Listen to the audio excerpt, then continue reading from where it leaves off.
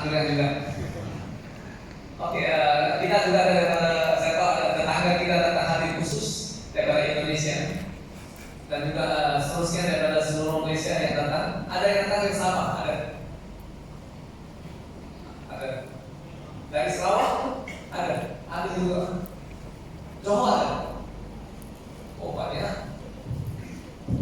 Melaka, negeri, Selangor, lagi ramai.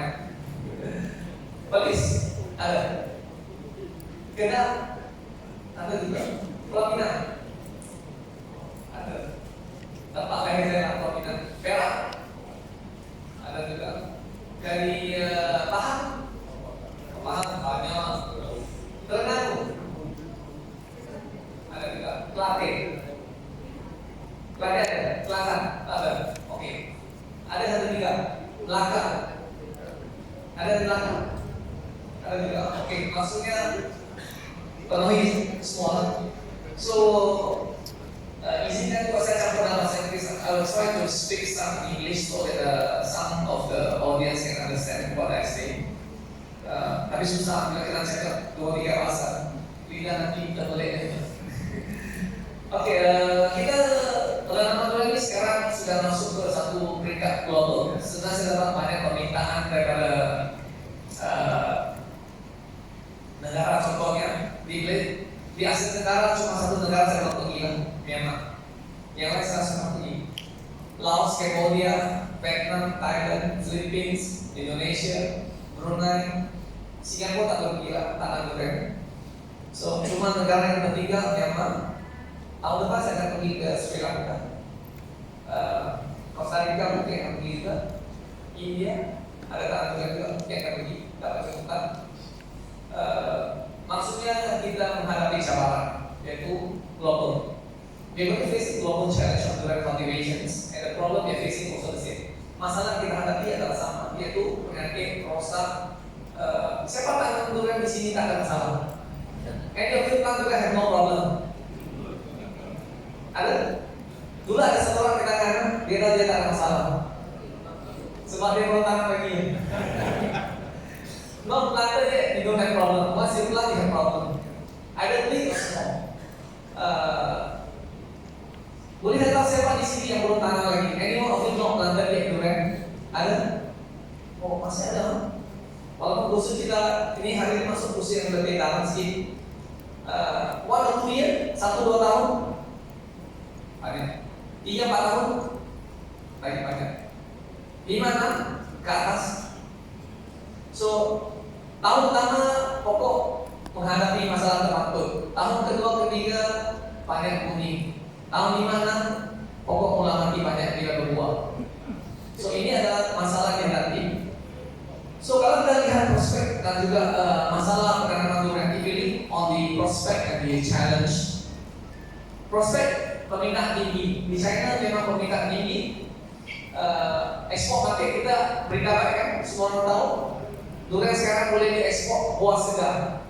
We have got to export fresh fruit, so this is a good news. Tambah nilai dan juga mengelakkan masalah bottleneck. Kalau kita tak ekspor buah segar, tapi pun ada masalah. Kalau kita ekspor buah segar, persaingan maksudnya negaranya, contohnya Vietnam juga ada kuat. Sebab terbaru bila kita bilang Vietnam memang tanam musangking, black corn. Vietnam also plant musangking. The biggest challenge in durian cultivation in South Asia, the biggest challenge from a country is Vietnam. Persaingan yang paling sengit untuk kita adalah Vietnam, bukan Thailand. Sebab Thailand kebanyakan tanam lontong. Dan Thailand pun takut pada Vietnam. Sebab orang Vietnam ini dia kerja siang malam, tak henti, hard working, mereka memang kerja keras. Dan cuma ada berita untuk Malaysia ialah durian ini boleh dijadikan satu tanaman diplomatik ataupun tanaman politik. Di Malaysia is a diplomatic crop. In Vietnam, any plant durian it can be a political crop. Kalau di Vietnam kita tanam durian, dia boleh jadi tanaman politik. Seandainya kalau ada perpindahan ataupun pergeseran politik antara negara-negara, yang menjadi mangsa adalah penanam durian. Tapi di Indonesia kita sekarang masuk ke fase ekstrista, yaitu diplomatik. Daripada ekspor sejuk buku, kita ke ekspor buah segar.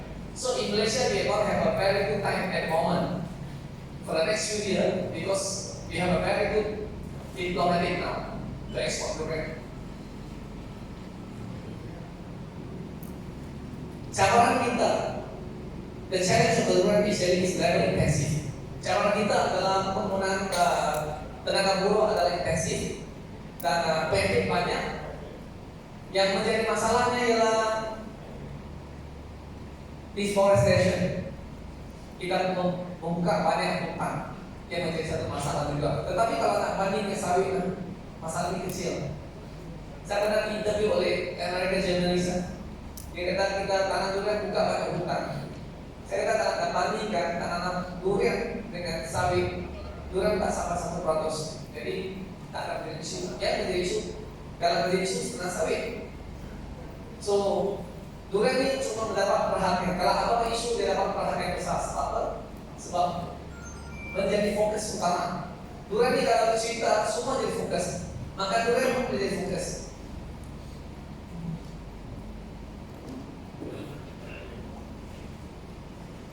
Kita tak lihat sedikit perbandingan penanaman durian di Asia Tenggara. Setiap negara ada kekuatan. Each country has their own strength of durian cultivations. Kita lihat contoh negara-negara yang paling kuat dalam tanam durian ini adalah paling banyak tanam durian yang paling kuat tanam durian adalah Thailand. The largest durian cultivation in Southeast Asia is actually in Indonesia. Durian yang paling banyak ditanam di dunia ini adalah di Indonesia. 50% keseluruhan kawasan penanaman adalah di Indonesia, bukan Thailand. Thailand hanya berkurang sekarang 20 lebih, Vietnam 10% lebih, Malaysia beberapa % saja. Kalau kita bandingkan dalam ekspor lain-lain. So kalau kita lihat dari segi kekuatan dan juga masalah dihadapi, apa yang dibuat di setiap negara adalah Thailand.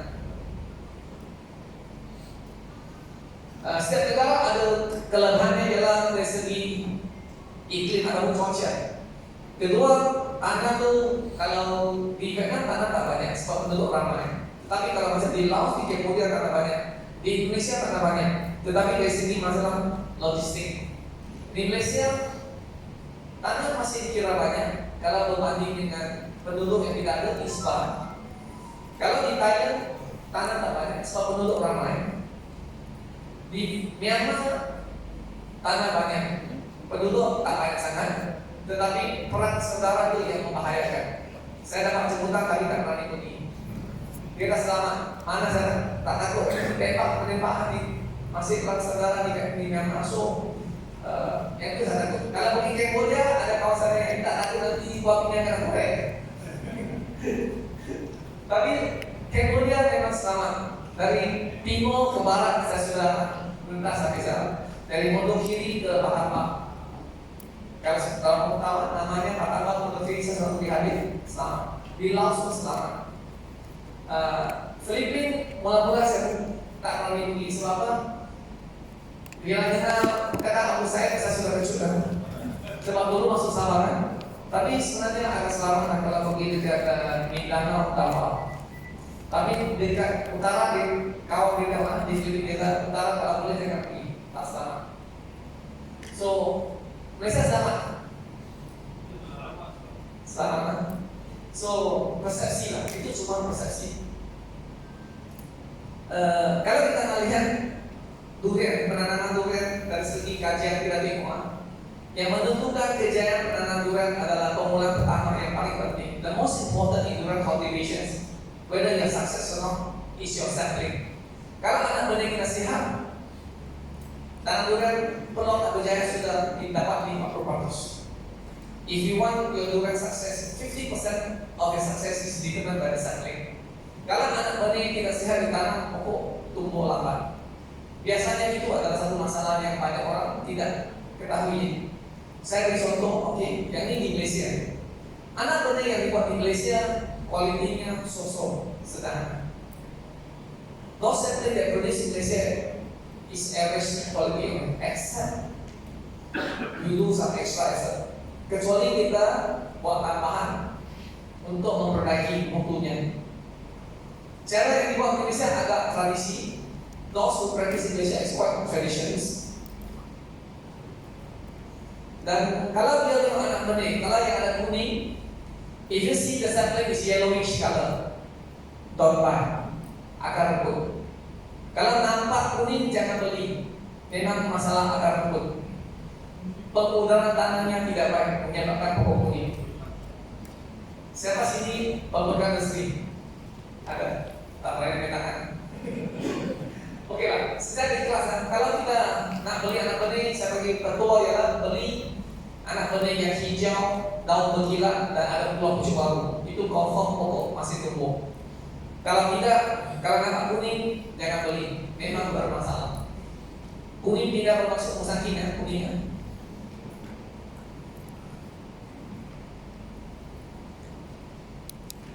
Kalau kita nak tengok anak benih yang sehat, ini adalah contoh anak benih yang sehat yang dipelihara sendiri. Jadi satu kebun yang dibuat di Johor, anak benih yang memang sehat-sehat melangkah. This is a very healthy tree. So if you want to plant durian successfully, first the sapling quality is the most important. Yang paling penting dalam penanaman durian adalah quality anak benih. Kalau quality anak benih bagus, penanam kita peluangnya berjaya adalah tinggi. Contoh juga ibu yang mengandung, kalau badannya sehat, biasa lahirnya anaknya sehat. If the mother is healthy, your children will be healthy.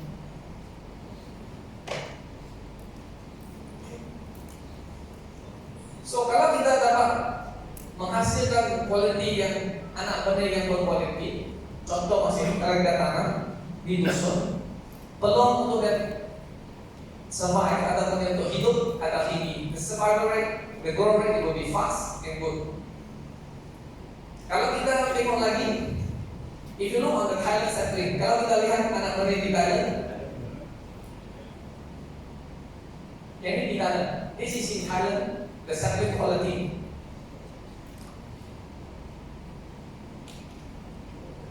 Thailand boleh dikatakan anak benih boleh tahan juga. Tetapi pun cara buatnya agak tradisi. Cuma dari segi media ataupun tanah digunakan itu lebih baik daripada Malaysia. Dia ada buat campuran. Di Malaysia jarang orang buat campuran, walaupun tahu tapi tidak dipraktikkan. In Malaysia the soil of the sapling is actually they call it top soil. Ada yang kata kalau kita pergi tanya asli, tanah bagaimana? Kita tanah top soil. Warna top soil warna apa? Coklat. Tapi kalau kita tengok anak benih yang kita beli, warna top soil warna apa? Kuning, merah, itu top soil kasar soil. So itu yang masalah. Kalau kita tengok yang di Thailand, warnanya coklat, sebab mereka buat campuran. Jadi campuran istilahnya 3, 2, 1. 3 bahagian tanah, 2 bahagian pasir, 1 bahagian organik. Tapi di Thailand mereka ganti pasir dengan sekam padi. They replace with paddy husk. So the quality of the soil is better. The soil aeration is better. Penggunaan tanah adalah lebih baik. Itu yang meningkatkan quality.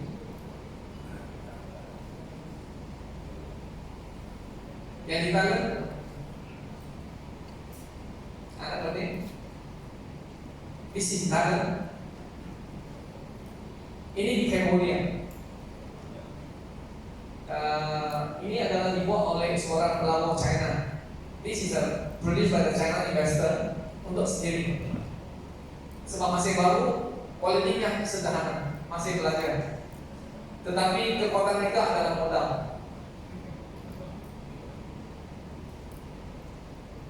Yang ini saya tengok di Filipina. Di Filipina, dia masih dalam teknologi penanganan durian lebih kurang Malaysia 80-an 90-an. Cambodia pun lebih kurang sama juga 80-an 90-an Malaysia. Tapi yang paling di Malaysia setelah tahun 2000 masih orang banyak mempraktikkan teknologi 80-an 90-an juga lagi. Di mana siapnya?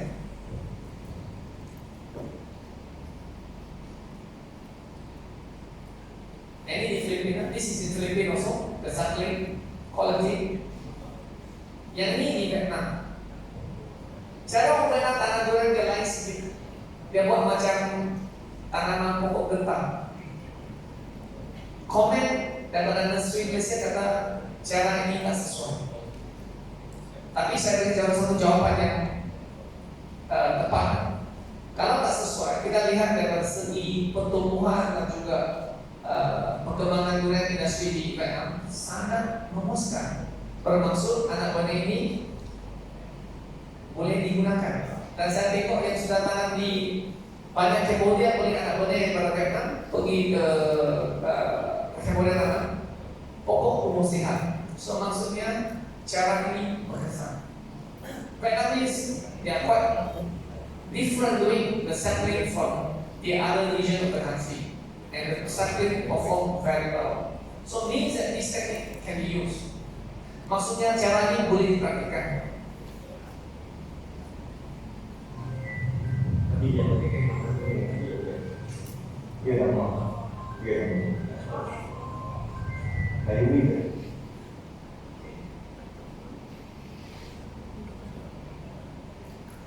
Hainan, yang ini di China Hainan.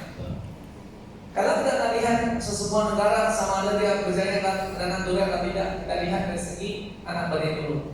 Kalau dia boleh menghasilkan anak benih yang sehat, maksudnya peluang untuk berjaya adalah tinggi. If you can see that this farmer can produce, any country can produce a good sampling, means the chances of them to success in durian cultivation is highly, the percentage is higher. So what you see that actually the practice is from the very best environmental. Thanks.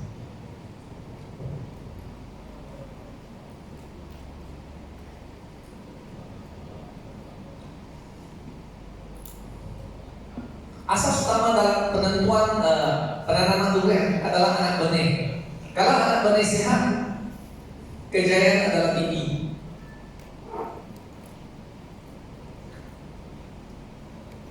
Ini adalah satu contoh yang saya lihat di Kuala Kangsar yang membeli anak benih dengan beberapa pembekal. Kalau tengok di belah sini, pokok 8 bulan, yang ini pun tanam sekali 8 bulan. Lihat perbezaannya di belah kanan saya, pokok 8 bulan tumbuh sehat. Yang di belah sini pun 8 bulan, beli sama tanam. Perbezaannya ialah penentu utama adalah anak benih. Boleh dikatakan banyak orang tanam, sebab itu bila kita tanam durian kita dapat di kebanyakan orang tanam durian di Malaysia ataupun di banyak negara kita dapat di ada satu nomor bertuah 3331. 30% pokok besar, 30% sederhana, 30% kecil, 10% hidup sedang, mati lama. So this is the problem, sampling quality. Yang tidak menjadi masalahnya adalah isu masalah anak benih. Cabaran yang paling utama dalam Asia Tenggara ini tidak kedua ya. Terlebih air ataupun kemarau. The bigger challenge in Southeast Asia during cultivation is flat or dry. Nampak di belakang itu ada pokok-pokok usulan. So kebun ini bila dibuat ditertawa oleh banyak orang, kerja orang gila, Pak Usul. Tapi dapat banjir tak gila, kalau tak banjir gila. Nampak beza. This is the difference. When this farmer do it, a lot of people thought that he was crazy, doing the soil was so high. Luckily, when the fact come, he looked that he doesn't seem to be crazy. Banjir. Tapi ada katakan, kalau tempat macam ini kita bawa usus tinggi dan banjir, bila pokok sudah besar, setiap kali banjir, lepas banjir berbunga, pokok sehat. So kita boleh buat modifikasi untuk memperbaiki kelemahan menjadi kekuatan. If you can modify your weakness to be your strength, planting durian can be more enjoying. Tetapi banyak tanam durian saya tahu, kalau durian ini tahun pertama, kedua masuk dengan penuh semangat tanam durian. Lepas 2 tahun semangat hilang. Lepas 3 tahun patah semangat. Setuju saya cakap? Lepas itu saya tolong cari untuk saya siapa tak beli itu saya nak jual. This is the problem. Okay, yang ini di Thailand. Saya lawat di Chumpok. Masa itu kenal walaupun siram air. Sebab kemarau di Thailand, Cambodia, Laos, Vietnam 6 bulan berturut-turut.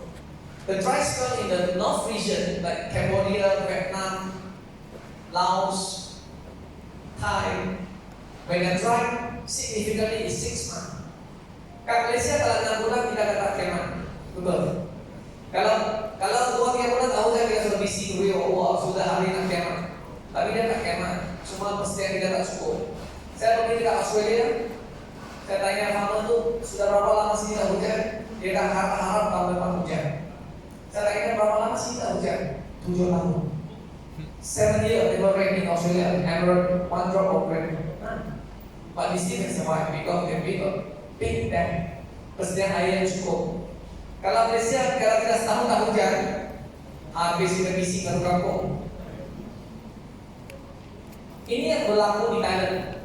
Tahun ini kematiannya 10%. This is happening in Thailand. 10% of the crop casualty, 10% total in the country London having this problem. Persediaan yang tidak cukup. If you fail to plan, you plan to fail. Kalau kita gagal merancang, rancangan kita gagal. Ini antara yang berlaku di Thailand.